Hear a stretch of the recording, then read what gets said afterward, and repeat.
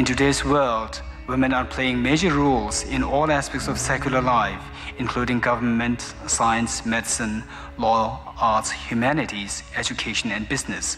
Women are also keenly interested in participating fully in religious life, receiving religious education and training, acting as role models, and contributing fully to the development of human society. In the same way, nuns and followers of Tibetan Buddhism around the world are keenly interested in full ordination for nuns within the Tibetan tradition. Given that women are fully capable of achieving the ultimate goal of the Buddha's teachings in harmony with the spirit of the modern age, the means and opportunity to achieve this goal should be completely accessible to them. Full ordination for women will enable women to pursue wholeheartedly their own spiritual development through learning, contemplating, and meditating, and also enhance their capacities to benefit society through research, teaching, counseling, and other activities to help extend the life of the Bodhidharma, the Buddhist Bhikshu Tenzin Gyatso, the Dalai Lama.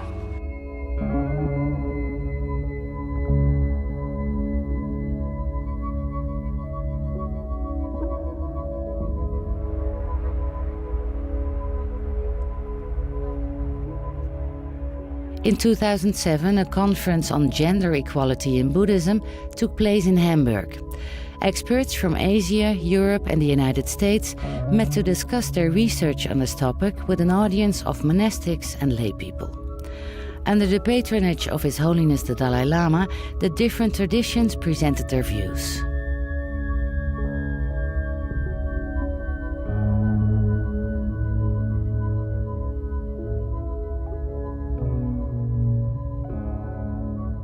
For some years now, there has been concern about the fact that nuns in the Tibetan tradition can only receive up to the level of a novice ordination, which means that even if you're a nun for 70 years, you're still only a novice. You never get full ordination. So therefore, for the last 20 years, more than 20 years, there has been some research in the Tibetan circles finding out how to reintroduce the ordination for a higher ordination for the nuns in the Tibetan tradition.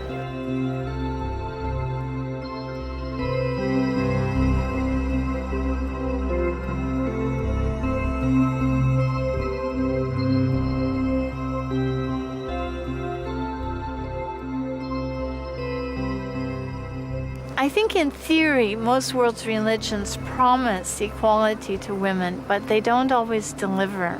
So that's what we noticed in Buddhism. In general, in theory, Buddhist women have equal opportunities for even to the highest goal. But in actual practice, they're limited because of practical realities like education and access, healthcare, and so forth. So I think our aim is to bring reality and rhetoric into some sort of balance for women.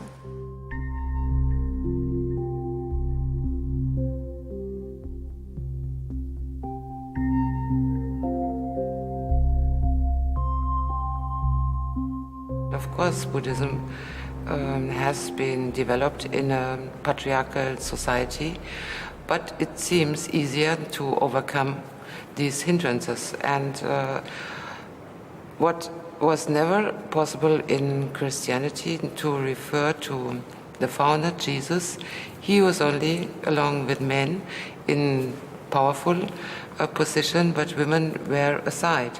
But in Buddhism, one can refer to the founder who has ordained monks and nuns at the same level. Okay, thank you, thank you, thank you. In Buddhist teaching, in Vinaya Sutra, im Hinayana, dem Anfang des Buddhismus, stand der Mann auf einer höheren und die Frau auf einer niederen Stufe.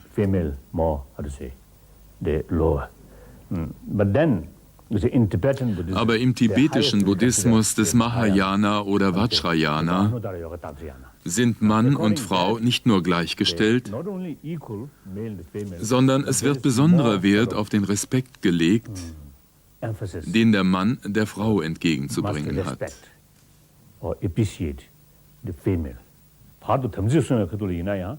Darauf leisten alle Mönche einen Eid. Ihn zu verletzen gilt als schweres Vergehen. Da dem Mann das Leben von einer Frau geschenkt wurde, soll er ihr aus tiefstem Herzen Respekt und Liebe entgegenbringen und sie 3-mal ehrerbietig umrunden. Wenn die Umstände das nicht erlauben, soll er es zumindest im Geiste tun.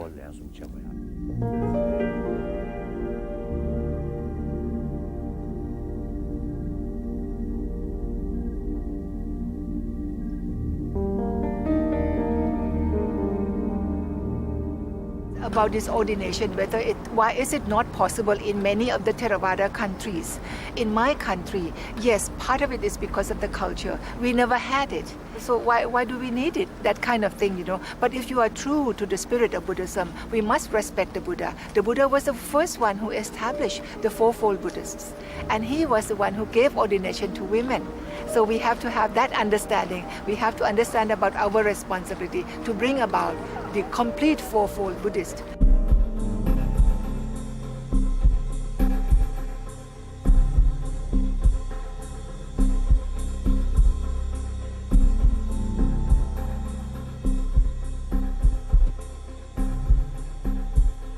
It was very bleak, say 20 years ago. When we talked about the highest ordination, people just wouldn't even talk about it. I'm talking about in the Tibetan community.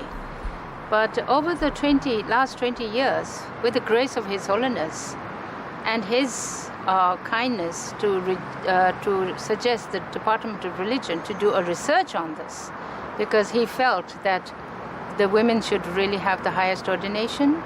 But then the nuns requested His Holiness, would you please give it to us? So His Holiness said, I can't give you. I need the help of the other Sangha members. However, I shall direct the Department of Religion to do a research on this.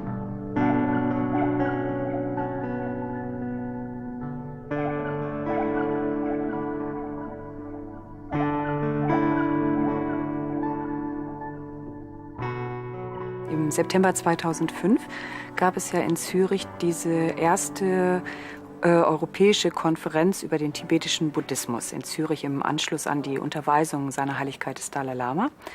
Und da hatte er bei seiner Eröffnungsansprache ganz unverhofft plötzlich Bezug genommen auf die Situation der Nonnen, der tibetischen Nonnen, dass sie in Zukunft wieder eine Gesche-Abschluss auch machen sollen und dass sie eben auch diese Bhikshuni-Ordination, die volle Ordination bekommen sollen.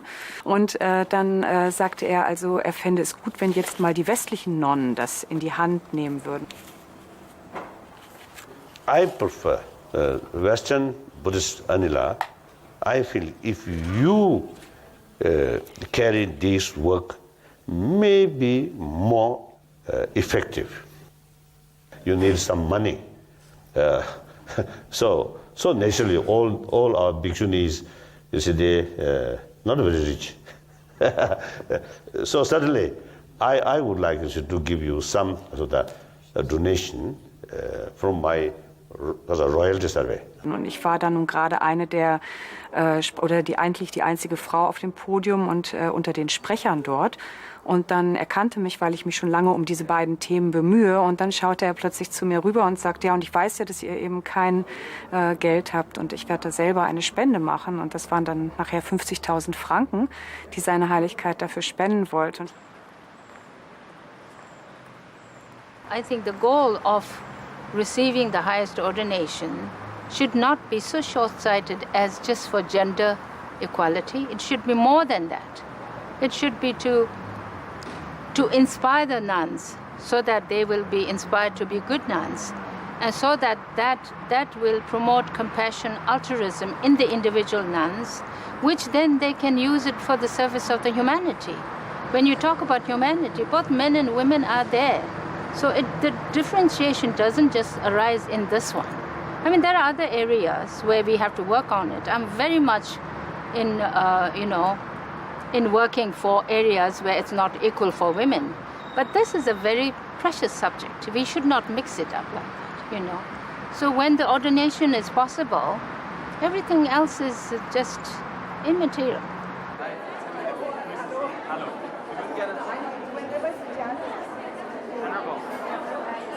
Oh, okay. Can I put my cup of tea down? It's not even my cup of tea. Can we have the Patamuk with them? Can we recite Patamuk with them? I think so, yeah. I think No so, problem. no problem. No problem. I don't think Nana Sangwasa really is to do with where your ordination background is from, so much as how you're practicing. Yeah? What is important for women to become ordained? The space. I think it's very important that we do have space. Physical space as well as spiritual space. And that is where you're going to be nourished from within. And once when you are fully nourished from within, then you can really benefit society. I cannot be a grouchy nun, and trying to talk to you about happiness when I myself am such a grouchy bhikkhuni. So I think it's very important that the training must start from ourselves, so that whoever comes in touch with me on a daily basis, they should get some benefit. They should get some positive energy from that contact. Working toward gender equity in Buddhism has not been easy. Denial and resistance persist. Advocates of gender equity have been denigrated, slandered, and intimidated. Yet we have continued to move forward steadily and courageously. Imagine if we had not begun working 20 years ago, Buddhist nuns might still be illiterate and living in poverty today.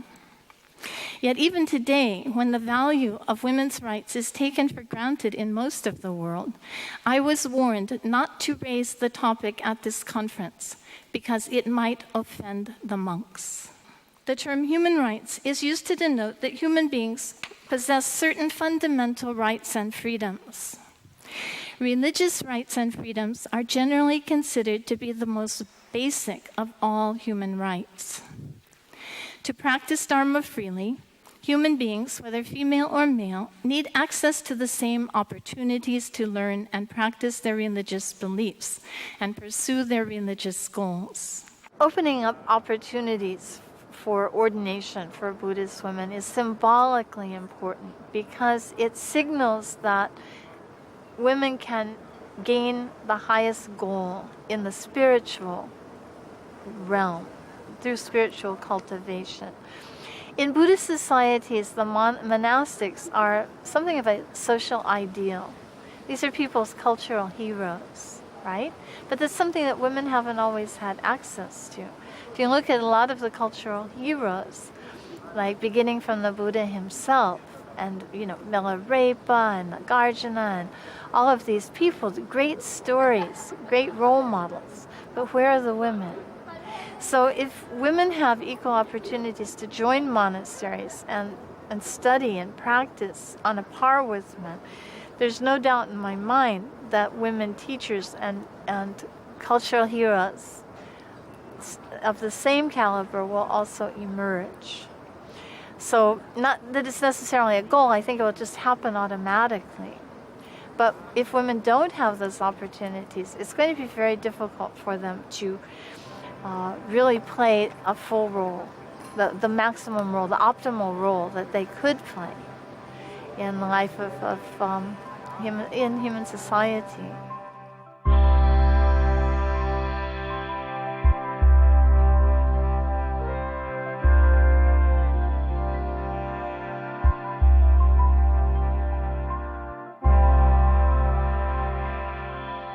In Tibetan tradition,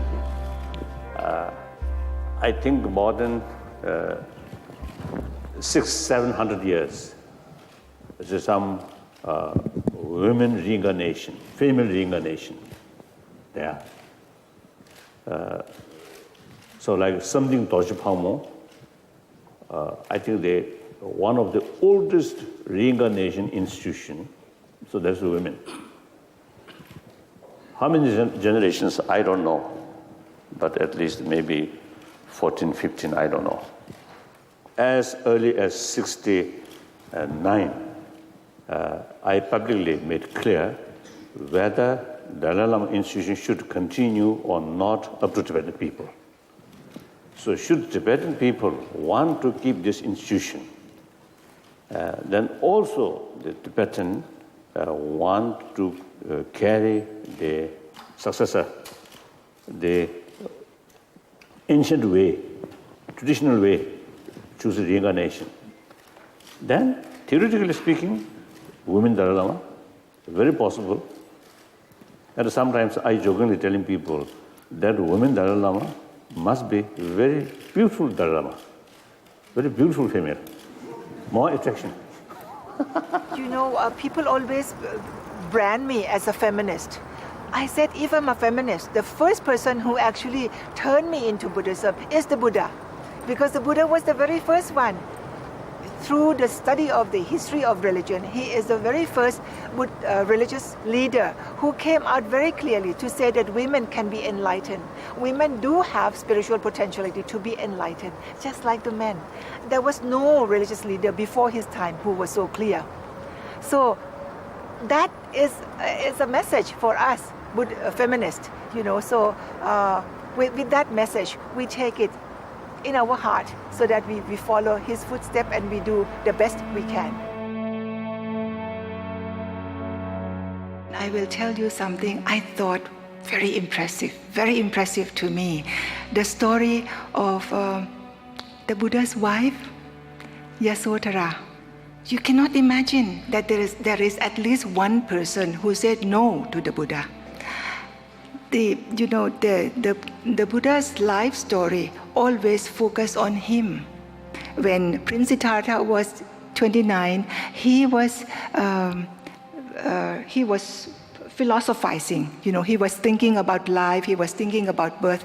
And as he visited the city, he came back with 4 questions: whether every one of us will have to get sick, every one of us will have to get old, and every one of us will have to die. Can we come out of it? Can we come out of it? So he was really questioning this. His wife just gave birth to a new baby, to the baby. He realized that I cannot help myself coming out of this suffering. And now my son is equally trapped. How am I to do it? He could not possibly wake her up. He could not possibly hold the baby in his arms, because if he did that, he will not be able to renounce. Just looking at them, they were asleep and he left. Finally, after 6 years, the news came again that now her husband has become enlightened. He is the Buddha. But he did not return. He took yet another year of going out preaching Dharma talk here and there, visiting many cities, until the king sent out many groups of messengers to invite him back. She was asking him, "What wrong have I done that you left me for 7 years?" You understand? It's very, I find this scene, it has a very strong message to us women. So suddenly, Princess Yasodhara, Bhikkhuni, Mahatheri, suddenly she becomes alive. Suddenly she becomes a person to us. And why do we have to do it? Because we are Bhikkhunis. We need the role model. And we don't have the role model now. So we have to dig into the past, dig into the text to find the role model to strengthen us.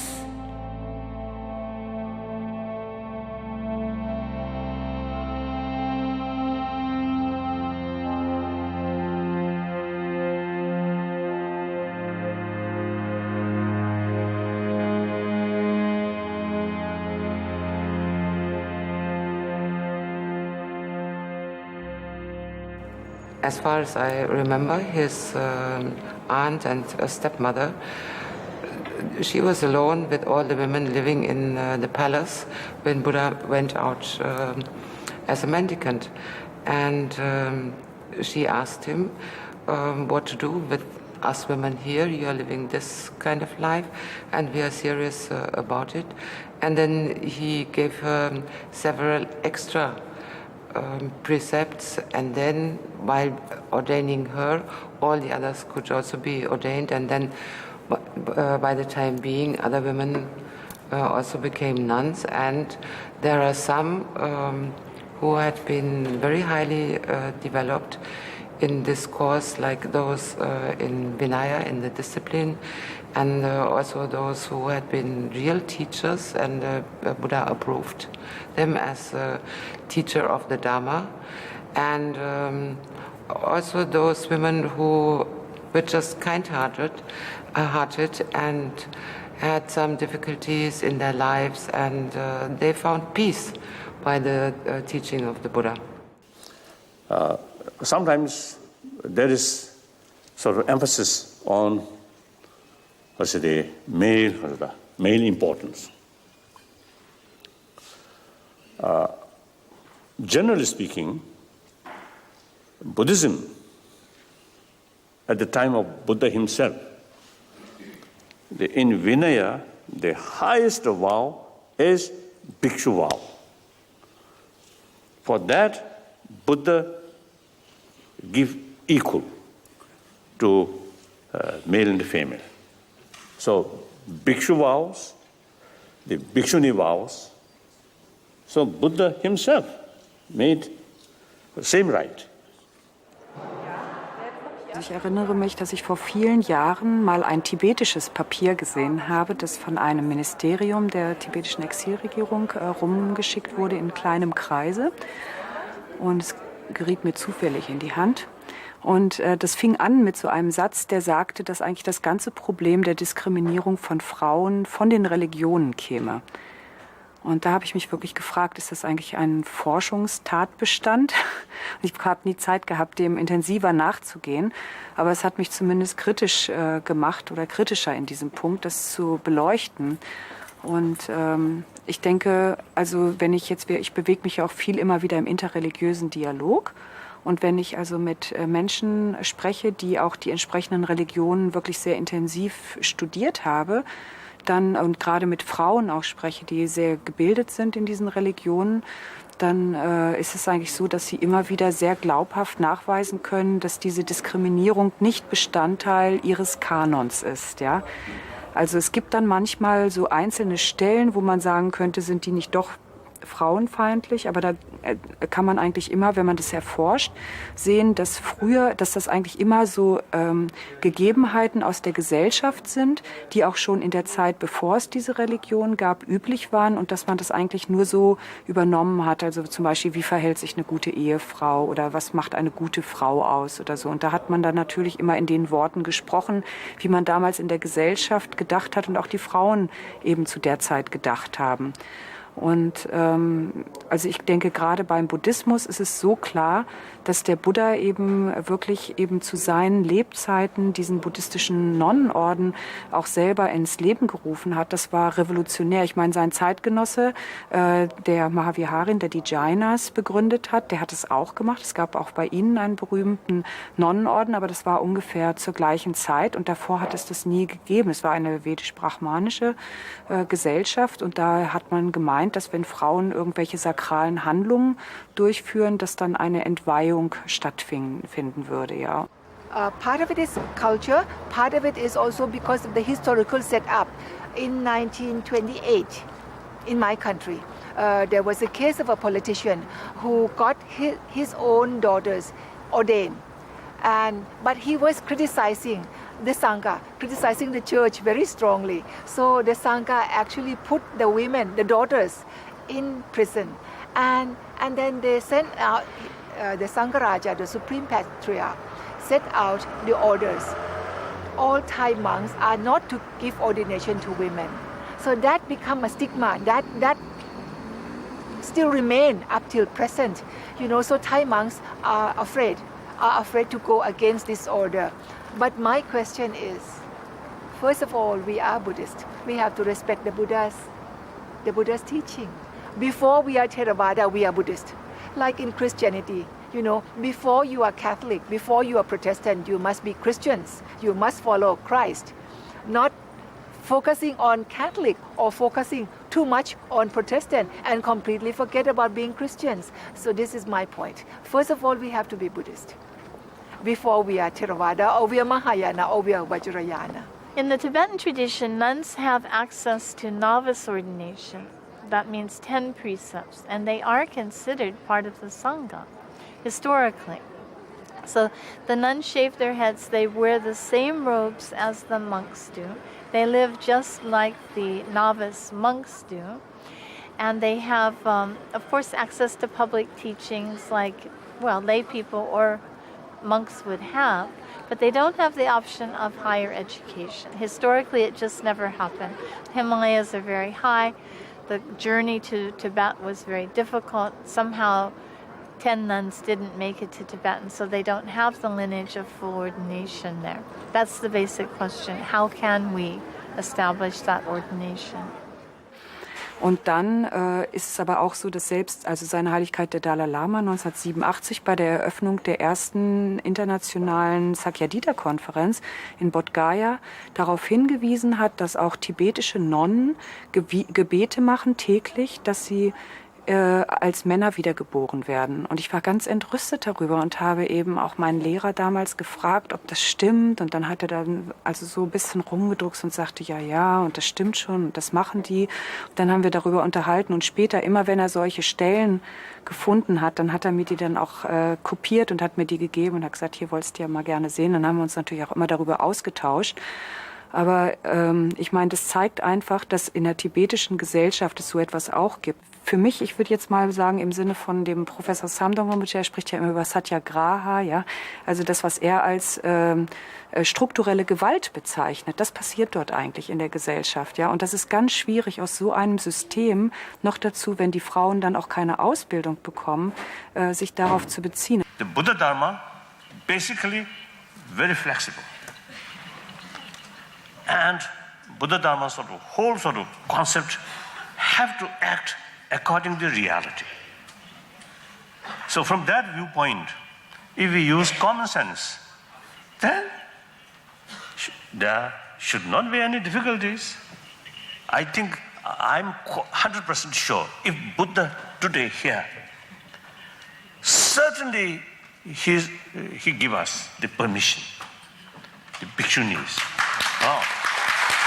In any way, much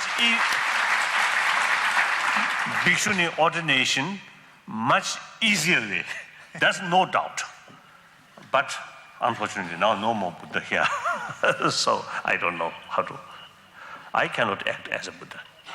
That's clear. Your Holiness, in Mahaparinirvana Sutra, when the Buddha was about to die, he did give permission that minor rules, if Sangha should decide, go ahead. So you don't need to wait for the future Buddha. Yes. So that is true. That's true. That's why I have to ask a Sangha. I cannot make decisions.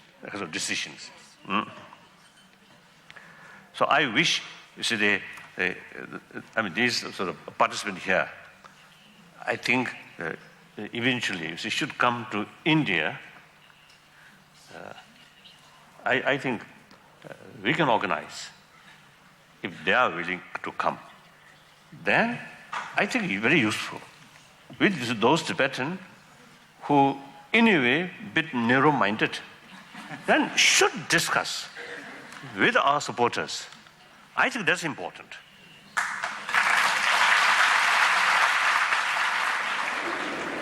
I mean, it's very sad that, not just in Tibet, but in all over the world, until recent times, the potential of women has not been appreciated or developed. So now we are hoping that this is going to happen. When I asked our nuns if they thought that men were naturally more intelligent than women, they all said, oh yes. And I said, no. You think that because all the people that you know in authority are males, that's because they were given the opportunities for their study and their practice. If you were given opportunities for study and practice, you would do just as well. And so this is what we are trying to do now, is to help them to realize their own intellectual and spiritual potential. Well, in the Tibetan tradition, you find that there are some very positive images of women. And this comes in the tantric practices, where people use visualization as a spiritual practice, to visualize yourself as an enlightened being. And these images of perfection or enlightenment can be either male or female. So in the Tibetan tradition, interestingly, you find men visualizing themselves as enlightened women, and such as Tara, such as Vajrayogini. And at the same time, you find women visualizing themselves as enlightened men, Manjushri or Heruka or whatever. So in a way, it's sort of a way of gender transformation in your imagination. And it does break through a lot of preconceptions about what gender is. To what extent is gender intrinsic, innate to the mind, and to what extent is it a social construct? Our ideas of what it means to be a man or a woman. So the tantric practice tangentially somehow makes us question those identifications that we have with male and female. Also ich war erschüttert, das war im Rahmen des Internationalen Frauentags der Vereinten Nationen, wo ich dann eben mitbekommen habe, dass es also richtig Studien gibt von Sozialwissenschaftlerinnen, die nachweisen, dass eben sehr konservative Interpretationen des Buddhismus mit zur Prostitution und zum Mädchenhandel beitragen, der ja gerade in Bangkok ein ganz, ganz großes Problem ist. Und es ist wirklich so, dass in ganz vielen Theravada-Ländern den Frauen gesagt wird, dass man als Frau per se eine minderwertige Geburt hat. Ja, und dass man dann eben schauen muss, dass man eine bessere Wiedergeburt bekommt. Und damit wird eben den Frauen in dieser Gesellschaft, die ja zu über 90% eben buddhistisch sind, also ein minderer Wert beigemessen. Und dadurch denkt man dann auch, ja, das ist ja sowieso nicht viel wert, die kann man dann einfach die Mädchen verkaufen.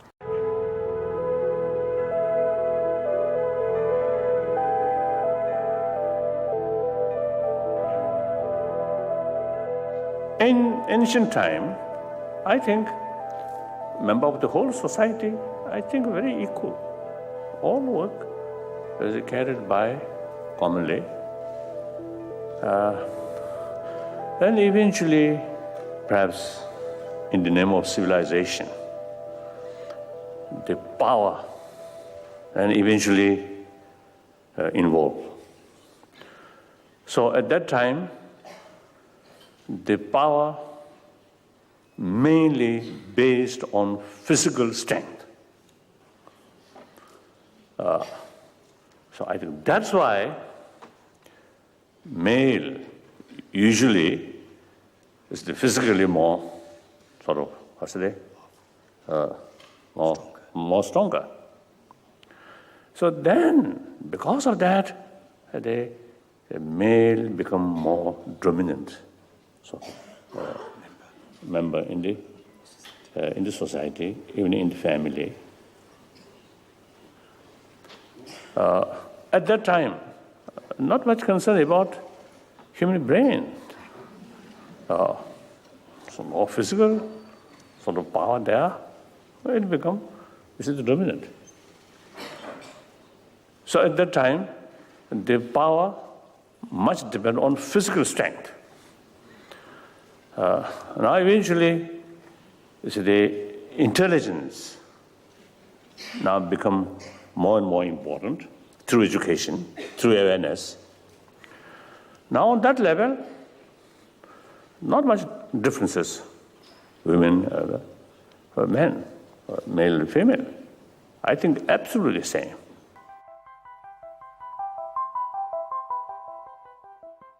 Es ist so, wenn wir also in die Literatur des frühen Buddhismus schauen, dann gibt es auf jeden Fall diese Stelle, die jetzt hier auf diesem Nonnenkongress auch immer wieder Thema ist, ne, wo eben der Ananda angeblich den Buddha überredet hat, jetzt den Nonnen diese Ordination zu geben und der Buddha sich dann schließlich geschlagen gab und das dann eben getan hat. Und zwar nachdem Ananda ihn gefragt hat, können denn Frauen nun auch die Arhatschaft erlangen oder nicht? Und dann hat er gesagt, ja, das können sie auf jeden Fall auch erlangen. Ja, und damit ist aber auf jeden Fall für alle buddhistischen Traditionen schon mal ganz klar, dass die Arhatschaft außer Frage gestellt ist. Die können alle erlangen, auch im Körper eines Mannes oder einer Frau. Wenn wir dann aber weitergehen, ist es so, dass eben dann in den Mahayana-Sutras es ganz viele Sutras gibt, wo es heißt, die Frau müsste erst ihr Geschlecht wandeln. Also wenn sie eben schon tiefe Einblicke hat in die Leerheit, diese Non-Dualität geschaut hat und so, ja, dann kann sie einfach, ohne dass sie jetzt dafür erst sterben müsste und neue Geburt nimmt, einfach ihren Körper eines Mannes in den Körper einer Frau in den Körper eines Mannes verwandeln, weil man davon ausgeht, dass der Geist stärker ist als der Körper. Und man dann eben so hohe spirituelle Realisationen hat, dass dann so eine Veränderung eines Körpers keine große Angelegenheit ist. Und in dem Körper könnte man dann auch die Buddhaschaft erlangen. Aber im Theravada geht man davon aus, dass die Buddhaschaft von einer Frau nicht erlangt werden kann, es sei denn, sie stirbt vorher nochmal und nimmt Geburt als Mann. Also das geht nur im Körper eines Mannes.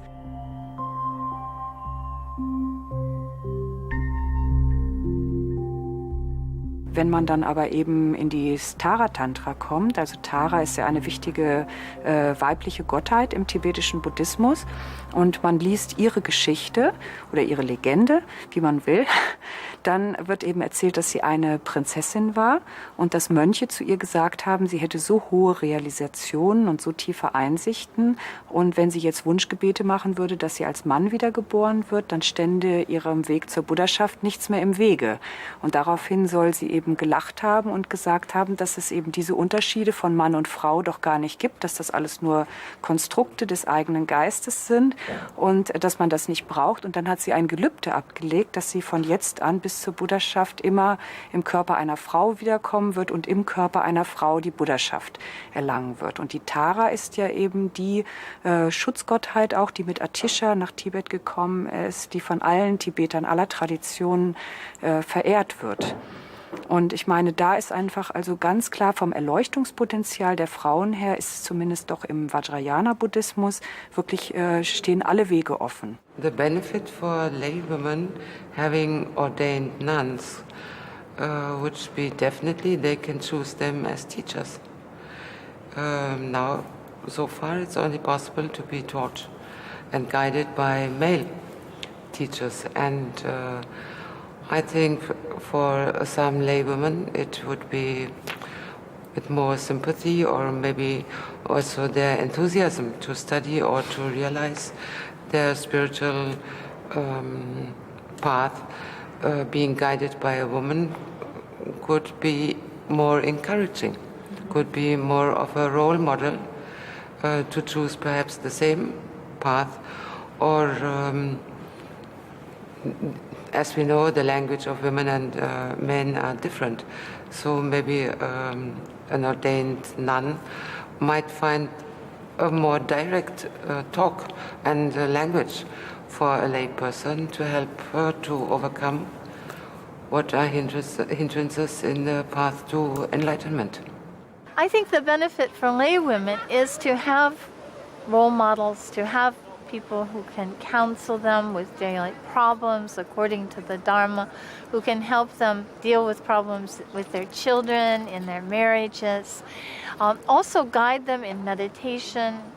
Sometimes women feel more comfortable studying with women teachers. There's certain problems that we have in our lives that we don't feel like talking about maybe with a man. It might be more comfortable to talk about those problems with a woman. So that's another advantage. So I think symbolically showing that women have equal potential in the spiritual pursuit, and then also on the practical level, fully ordained nuns can serve as teachers for children, for women, as counselors for old folks. These days they're taking care of hospices and women's shelters, TV stations, printing presses, universities. They're very active in all different aspects of life. So this sends a message to the lay women that these things are possible, that whatever choices they've made in life, there are also ways that they can benefit from Buddhism. Women have always been good teachers. A good mother can inspire the children to no end. I mean, all the important people or the important spiritual lamas, they all have good mothers. They are all born of mothers. So how can you say women are not teachers? So, and then of course there are women who have really played the role of a teacher as a teacher also and inspired many people. And then in Buddhism we say, mother, your mother is the most important thing on this planet. So mother is a woman. How can Buddhism not pay attention to women and her well-being? She can be a good teacher, she can be a good guide, she can be a good companion. You know, everything is in a mother as far as Buddhism is concerned. I think today, in modern time,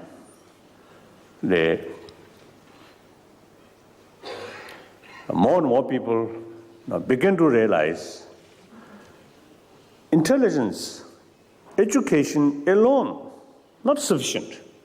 Many problems, and the social problem, or family problem, or national or international level, I think many problems not necessarily due to lack of education, but sometimes education itself, you see, another cause of problem. Very intelligent person, very sophisticated mind, they use that mind for destruction. So therefore, knowledge, education itself is wonderful, very good. But there must be some other mental factor which control, which turned these intelligence go to right direction or positive direction. That is human affection, warm-heartedness. Now here, I think maybe some biological factor. I mean, male, no matter how sort of compassionate, never be carrying child in their stomach. But female, immense sort of hard work, taking care of the child without strong affection. It's difficult. So women, I think generally, women, their heart more sort of easier when they saw others suffering. I think in the 1,000 years human history, warfare mainly carried by men, even today. As far as I think the warm-hearted sense of concern, affection is concerned, I think women more equipped. Most of the leaderships take by female. A female also not necessarily 100%. You see, some female are very, very, very difficult. But generally speaking, I think the majority of the leadership become female. I think less danger, but not yet experimented. So we can't say. So in any way, it is absolutely right, you see, to carry some sort of effort. You see, there's some of the also the backward sort of tradition, because of some transformation, some change. That's, I think, very, very right. I think the fact that women do have that natural capacity of being a woman, of being a mother, I think that quality, that nature trusts you for you to take care of the fetus in you, you know. I think that is a very special quality that all of us women have. And this quality is not only for women, it is meant for men also. So shall we call it the feminine quality? You know, this feminine quality should be expressed in all the religions, particularly in Buddhism. I definitely see a role for Buddhist women in civil society, greater roles in civil society in the future, in the coming decades. After all, everybody wants adequate food, adequate housing, adequate shelter, adequate education, adequate health care. Women are no different from anyone else in this regard. But somehow women often get left out, especially in situations of war and conflict. Women and children suffer disproportionately in these situations, and often they're the least prepared to deal with them because of the lack or inequality of educational opportunities. They're disadvantaged economically, and it makes it difficult for them to deal with these very crucial issues. So by helping women through strengthening their Buddhist practice and their understanding of Buddhist ideals on how to deal with life, I think that it dovetails completely with human rights, the human rights agenda, in that women will be healthier both spiritually, psychologically, and also be able to deal with everyday material realities. In this world today, when the whole world is deprived of compassion, altruism, it's full of selfishness, greed, and me all along. So here, if we lay women also paid attention to the self-development as a compassionate person, I think that'll be the best gift to give to this planet today.